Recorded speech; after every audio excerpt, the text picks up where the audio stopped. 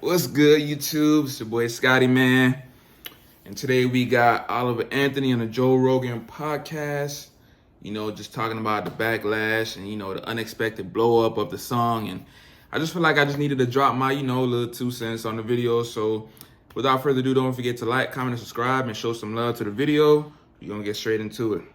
Oh, it's so rowdy. The world's a rowdy place. It is, and maybe people bring their best and their worst on the internet. Like I've always tried to stay off social media as much as possible, but I've learned very quickly that like Twitter and Facebook and stuff like you see comments and feedback from people, both overwhelmingly positive that maybe you wouldn't get in a personal conversation, but also like overwhelmingly negative too. Yeah. People just use that as a vent. They just take whatever seething hatred they have inside of them. They're like, oh, I'm getting that guy with it. It's the If internet, you man. had a song just about love that resonated like that, it would be almost impossible to hate you. But you have a song where you're talking about how people are fed up with shit, and it obviously resonated. I mean, I've seen songs go viral, but that's pretty bananas, son. your shit went to the moon right away. And God, I'm not sure who sent it to me. I'll have to find out who sent it to me. Because it's one of those things where like once one person sent it to me, then it was like dozens of people were sending it to me. It's funny because originally that song wasn't really even in my top 5. Like, it's not normally the type of song. I've written songs with similar messages, but as far as that sort of like, I guess, anthem format is what people are calling it. It's like an anthem. Like, that's not something. It's more that I took it as an anthem, man. But like Joe Rogan said, if he made a song about love, nobody would have a problem with it. There wouldn't be no backlash. It wouldn't be no political warfare, as you want to call it, if you will. You know what I mean? Like, but it's because we're talking about the oppressed. It's because we're talking about America today, the modern America. It's because we're talking about the modern day slavery. You see what I mean? Of course it's going to get some backlash. You see what I mean? Of course people are going to talk about it, but I don't see why, because it's really talking about what we're going through and what needs to be changed. You see what I mean? Like, if that song, Richmond North of Richmond, didn't open your eyes and wake you up, I don't know what else will. That song was a very deep song. Like, it very much resonated with me, and I'm a young guy. You see what I mean? I'm a young individual. Like, I was born in 2000. You see what I mean? And I definitely understand what's going on. Than I would normally write, but it's an unlikely anthem. Yeah. Insane times. It would be an unlikely anthem. Yeah, I had no idea that song would react the way it did. At least in my case, I think the one thing that's helped me too is that my singing isn't the best, but I've never had any like vocal lessons or anything. So the way I sing is just the way I sing. And so like, I think even the same way with her and other people, it's like, it's maybe rough around the edges. It could be a little pitchy, or it's, you're not using the right part of your face when you project and whatever. And so like on paper, things aren't quite right, but to another human, it's like, it sounds right. Cause it is what it is, It's authentic. Yeah. Yeah. I don't think there's any right way to do anything. I mean, it's like you see it in everything. There's a person who violates the rules and they're the best at it. and then the rules almost morph into whatever that is. Like, it's funny, like with music, music has, country in particular, but music in general has gotten way too wrapped up in like this algorithm of how many beats per minute it needs to have and how many verses and how they need to be layered. And it's like they've almost created this sort of like industry standard, like OSHA rule book of how music needs to be performed. And so like you can only do that so many thousands of times before people are like, okay, what else is there, Right. Well, people like that too. That's the thing. There's a lot of damn people. There's a lot of people. The problem, I think, with a lot of people is they want you to like what they like. And if you don't like what they like, what you like sucks. It's funny like that, man. We're so tribal. We are tribal with our cell phones. We're an Android or PC. Android people have to stick together. It's like we're so weird. Mm-hmm. We're so weird. But we're like that with our musical taste. We're like that with our cultural sensitivities or our cultural sensibilities, rather. like the way we feel about life and how life should be. We want everybody to kind of think along the ways that we think. It's very strange. And when a person like yourself gets labeled a right-wing, left-wing fanatic, like right out of the gate, both in like a week and a half, then yeah, at least I know I'm doing something right. Like to me, yeah, they're looking for your Biden campaign contributions now. They're going through your fucking taxes. The whole thing is so bonkers, man. Like, can't they just accept that you made a This great guy song and Joe people Rogan enjoy is it? hilarious, Why bro. does it why do people have to attack? well, I think it's just for whatever reason I'm the subject matter the last couple of weeks, and you know, in everyone's defense, I probably haven't.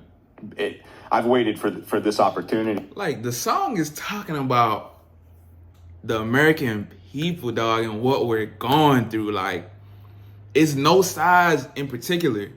Like, it's no size to it at all, bro. Like, we're all talking about the song is talking about we're all going through. You know what I mean? Like,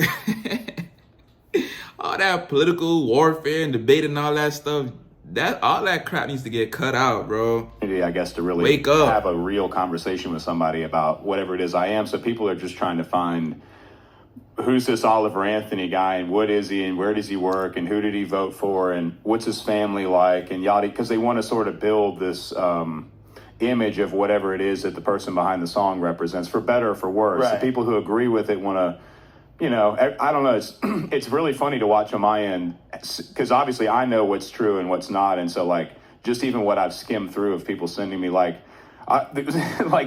singing at the Super Bowl, like how many people have formed an opinion about whether or not I should be paid to sing at the Super Bowl. Like, I'm not singing at the Super Bowl. That's just somebody made up.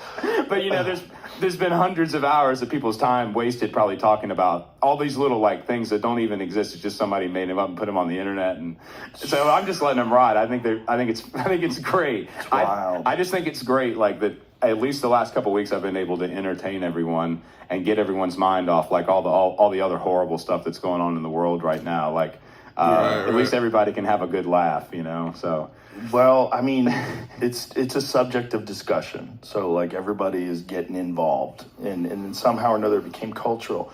And then there was Dwight from The Office. oh yeah, He fucking chimed in that if he was going to write a cultural anthem, what did he say? Something like he wouldn't write about overweight people on welfare. He would write about billionaires and their taxes. yeah. There is nothing funnier than millionaires talking shit about billionaires. There's nothing funnier about millionaires pretending these billionaires are out of touch. That is true though. Like, what? And, you know, take Like, what problems do you have?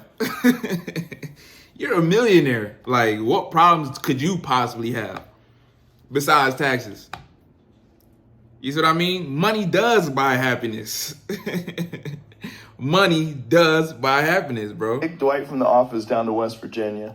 You know, take him through those coal mining countries. Take him through those places in Appalachia where people have extreme Exactly. poverty. Yeah. Exactly what Hills the have problem ravished is. those Right. areas. Take him through there. And it's everywhere. Yeah, the sad thing is it's everywhere now. It's not, Yeah. you know, it's funny. People right off the get-go, I guess because it was Radio WV that posted the original video, but like I've never once advertised myself as being necessarily from the mountains. My grandfather grew up in western part of Virginia, the mountains, but I'm from Farmville, which is technically Piedmont. But even throughout rural Virginia, that poverty is a big issue and drugs are a big issue. And I mean, it's not just even in the rural areas. You go into downtown Richmond or any downtown anywhere for that matter. It's almost like, these problems exist everywhere now and I think, I mean, obviously they are because They that's exist why the song resonated the way it right. did. The problem for Absolutely. me was, I knew that I needed to do this. Like I knew I needed to, I procrastinated with music a long time. I mean, I'm 31. I've been playing guitar and singing on and off since I was a kid. Like my grandma was in a band years ago. And so I remember as a little kid, what got me interested in all of it was Dukes of Hazzard when I was a kid. I was like 5 and I used to sit with my grandma and we'd sit and watch Dukes of Hazzard and watch Waylon Jennings pick that guitar. Of course, I had no idea who Waylon Jennings was, but that just I just fell in love with that. And, so grew up listening to like that 70s country, and she loved all the old stuff like the 50s and 60s and even in the 70s, even, you know, Janis and all that. And so like she really introduced me a lot into music when I was a little kid. And so like I just kind of held on to it. Well, I have to say, man, it definitely rubbed off because that song, man, Oliver Anthony, man, if you're listening, that song is an amazing song, bro. You couldn't have done any better, bro. Like, you see what I mean? Like, you've touched the masses, bro. You know how many people in the United States? Better yet, the world. Because I believe this song is, like, even hitting in UK. Like, on my reaction video, it was somebody from UK that actually commented on my video. That's how far this song reached. Like, that's how deep this song resonates with the people, bro. Like, you couldn't have done a better job, bro. You came at the right exact time. Like, God really worked it out that you just came at the right exact time, bro, where we have all this interest rates that's going up. We have all this gentrification. We have all this crap that's going around, like modern day slavery, all these tax laws and all that stuff that's going on right now. Like, bro, it's so much going on. You couldn't have come at a better time, bro. Like, to get a mortgage loan right now on a house, bro, like the interest rate on a mortgage loan right now is absolutely bonkers, bro. Crazy. Never pursued it the way I should, and then I'd play at a bonfire party or I'd play at whatever, it's a friend's house, and everybody's like, man, you got to do something with this. You don't want to waste this talent you've got and whatever. And that would almost make me feel even shittier because I'm like, oh man, I suck. Like, I'm such a piece of crap for not doing something with this. And so, yeah, like when I was outside of work, it's like I'd drink, I'd get just absolutely stoned, and I would just sit around and try to think about anything but what it was that I really needed to be doing, which was like, and so it's kind of like funny, but that's ended up what kind of sparked me into like writing all these songs and doing all this stuff. Cause it's like, I don't know, just like with you, probably with something, what you do, jiu-jitsu or whatever, it's like, for me, songwriting it gets my head, like you said, getting your head clear, because that's all you can, songwriting is interesting for different people, but now that I've been in it, I guess now that I've been in the industry for 2 weeks and I've talked to like, now that you've been in the industry and conquered it.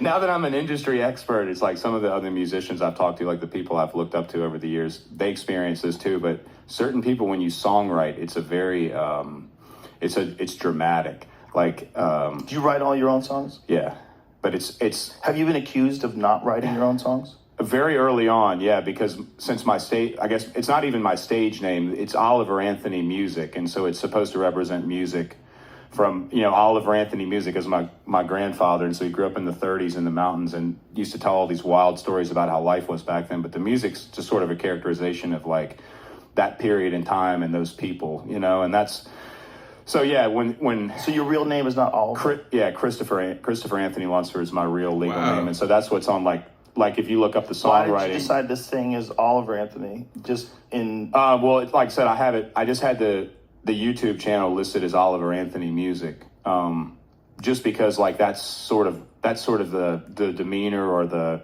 like I said, the character I was like that older Virginia style music. Like if you go on YouTube and you look up that type of music from back then, like those old recordings of people, like that's what I just love, that type of stuff. Do you think you're going to keep that name? Yeah, I mean, a lot of people still call me Chris, and I've posted on social media, call me whatever. I mean, I've been called a lot worse than either of those things, but yeah, it'll stay Oliver Anthony Music indefinitely. Yeah, it's a special name, and it's a special name to me not only because it was my grandfather's name, but it's sort of like, to me, it reminds me of how different things were back then. But he was born Oliver Anthony, but everybody called him Anthony growing up, and so like. He always thought his name was Anthony Oliver, and last name Engel. And so, like, it wasn't until he was in his 60s and going to retire, he realized that his name didn't match his birth certificate. So he had to actually change his legal name when he was in his 60s. But it's because he thought his name was Anthony Oliver? Yeah, and so his whole life? But his legal name was, and so it's, yeah, his parents named him. So it's just like, that's crazy. But all the paperwork back then was so scattered up because a lot of people were illiterate, and of course documents weren't tracked as well as they are now, and so it's like, there's people in the family that have a different spelling and it's the same last name, but a few letters are different and stuff. But it's just kind of cool, like, but he just thought that was crazy. He had to change his name when he was 65 so he could draw his retirement and all, because his social security and everything was under a totally different name. But that's crazy. So it's just special to me. He's like the only other one in the family like me. Most of our family's like average height, 6 feet and under, but he and I were both, 6'6", redheaded, left-handed.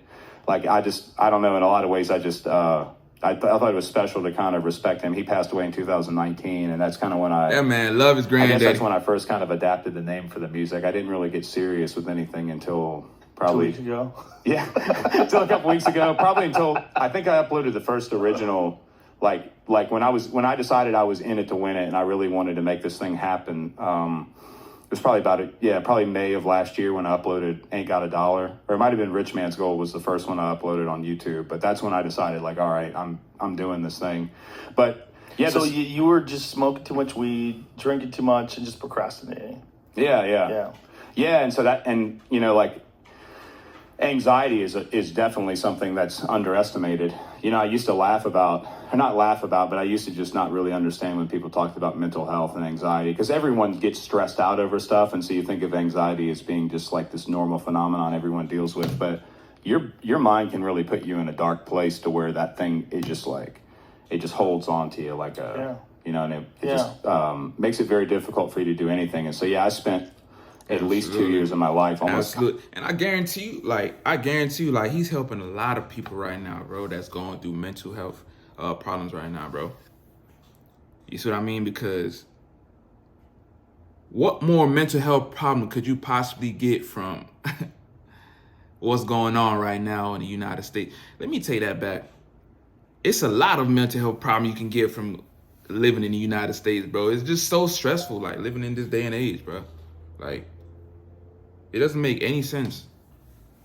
You see what I mean? Like, it's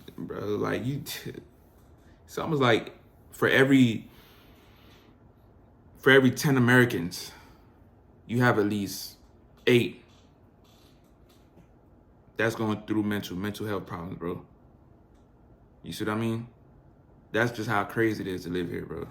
Constantly just having what felt like just a knot right here, just wrenching at me. Well, that's you know? especially true for people that are pursuing a non-traditional life, you know, that doesn't have any guarantees. It's a wild life to try to be an entertainer, like to just to choose to try to make it in this wild world of people that are singing and making songs, and you want people to pay attention to you. Like, do you know how many fucking people are singing? How many people can sing? How many people are recording things? And now with YouTube and the like, how many people are putting stuff up on the internet for other people to enjoy? It's a lot. Well, the idea that you're going to stand out. So that you're filled with anxiety just because of that, because this future's uncertain. Yeah, I think for me, a lot of the anxiety came from me just feeling like I was running out of time. Yes, sir. Anyway, y'all, that was just my little, commentary on, like, the success of Oliver Anthony, man, and just the U.S. in the whole.